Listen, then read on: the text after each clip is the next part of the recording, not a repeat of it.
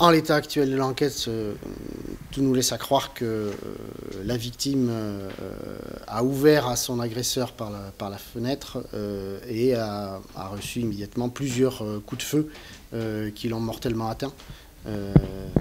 Donc on est évidemment davantage dans l'hypothèse d'un assassinat et pas d'un simple homicide. Aucune piste n'est écartée ?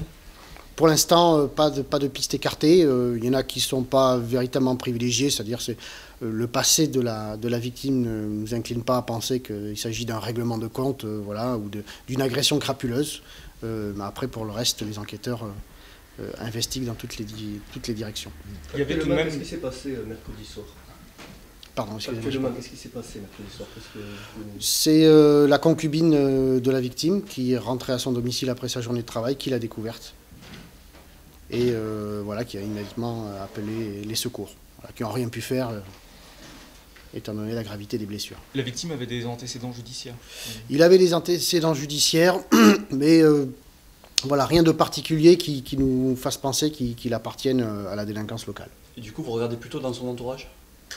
On regarde dans toutes les directions et son entourage, comme dans toute enquête de ce type-là, fait l'objet évidemment de vérification. Que ce soit l'entourage professionnel, amical, ses loisirs, tout va être évidemment passé au crible.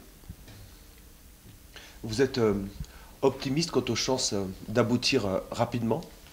Alors, rapidement, je ne sais pas. Optimiste, oui, parce que dans l'essentiel de ce type d'affaires, c'est, sauf le crime d'un rôdeur, c'est principalement dans l'entourage qu'on finit par trouver l'auteur des faits. Donc, je pense qu'on a des bonnes chances de réussir. C'est quand même surprenant qu'il n'y ait aucun témoin.